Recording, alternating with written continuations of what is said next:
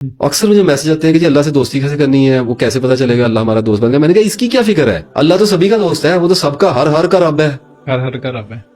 اس کی آپ کو کیا پرواہ پڑ گئی, آپ کو کیا پریشانی پڑ, آپ بتائیں آپ اللہ کے دوست بن گئے کہ نہیں بن گئے. یک طرفہ محبت ہوتی ہے اللہ سے, شروع کر دیں بس. ایک آدمی ابھی یہ ویڈیو دیکھ رہا ہے کہ میں نے اللہ سے دوستی کرنی, ہو گئی دوستی, چھوڑیں اس بات. اللہ سے کہاں سے لیٹر لینا ہے, آپ کریں, آپ شروع کریں, آپ اللہ کو بتائیں یا اللہ میں تیری دوستی میں تیری دوستی کے مزاج میں آیا, آپ اپنا 100% میں تیرا دوست بنا. اور سر 100% ہی 10% ہی دیتے ہیں, 100% کہاں نکلتا ہے ہم انسانوں سے, ہم 10% کی سوچتے ہیں تو 1% نکلتا ہے. 1% نکلتا ہے.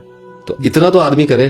تو جب تسبیح کرنی شروع کریں گے, مسلسل کریں گے, تو آپ کو پتا چلے گا کہ ایک زندگی ہے, اس کو گزارنا ہے, اور اس کے مسائل جو آنے ہیں جو ہماری سمجھ میں آتا ہے اس کے حساب سے اس کا حل نکالنا ہے, اور ساتھ تسبیح کرنی ہے. جو بندہ طویل عرصہ یعنی کہ 2-3 سال تسبیح کر جاتا ہے نا, اس کی تسبیحات پاورفل ہو جاتی ہیں, گرو کر جاتی ہیں.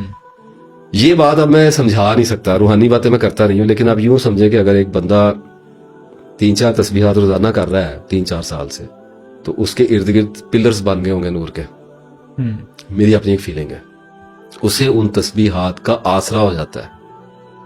کئی بلائیں ڈلتی ہیں سر, جب آپ 8-10 سال اللہ کی دوستی کے مزاج میں رہے ہیں, خطائیں کرتے رہیں, آپ کا دماغ الٹتا رہے, آپ کی ترجیحات آگے پیچھے ہوتی رہیں, آپ پھر پلٹ کے آتے رہیں, کیفیات آپ سے چھین لی جائیں, لیکن آپ اللہ کو یاد ہی کرتے رہیں, تو اتنے عرصے کے بعد 2-3 سال 4 سال 5 سال کے بعد ایک مسلسل کیفیت پیدا ہوتی ہے. آپ شادی شدہ ہیں, آپ کے ذہن میں ایک مسلسل کیفیت ہے کہ میں شادی شدہ ہوں, آپ کا بچہ ہے, آپ کے ذہن میں مسلسل ایک کیفیت پیدا کر دی گئی ہے کہ آئی ایم اے فادر. یہ کیفیت ہے, یہ ایک نوئنگ ہے, یہ ایک انڈرسٹینڈنگ ہے, یہ ایک سینس آف انڈرسٹینڈنگ ہے کہ آئی ایم اے فادر.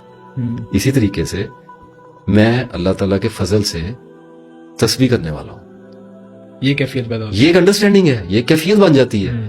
آپ کو اس پہ مان ہو جاتا ہے, یہ مان آپ کے کام آتا ہے, یہ آپ کے آگے چلتا ہے, آپ کے پیچھے چلتا ہے, آپ کو پروٹیکٹ کرتا ہے. بلائیں تو آتی ہیں نا, بالکل ایسے, آزمائشیں تو آتی ہیں, ٹراما تو آتا ہے, فیئرز تو آتے ہیں, لیکن جب وہ بلا آپ کی طرف بڑھتی ہے اور جب آپ سے چھین لیے جاتے ہیں وسائل اور اسباب سے آپ کو تہی دامن کر دیا جاتا ہے, تو وہ کیفیت سب سے آگے ہو کے کہتی ہے کہ یا اللہ میں تیرا تسبیح کرنے والا ہوں. پھر اللہ آتا ہے, پھر معجزے بھی ہوتے ہیں, پھر ایسے ایسے کام ہونے شروع ہو جاتے ہیں جو آپ نہ کسی کو سمجھا سکیں, نہ کسی کو بتا سکیں. اب بولی جاؤں نا, کیا بتاؤں, وہ سمجھ میں نہیں آنے والے ہوتے ہیں.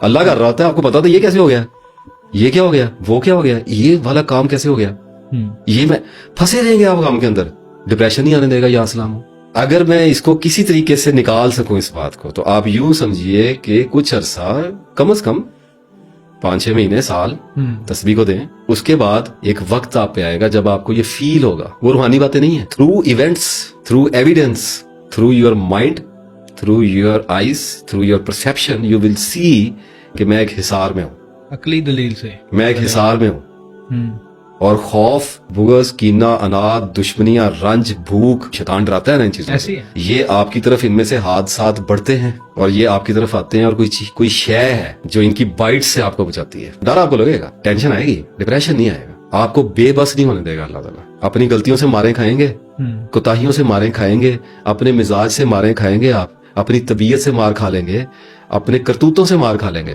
نکال لے گا اللہ, گرنے نہیں دے گا.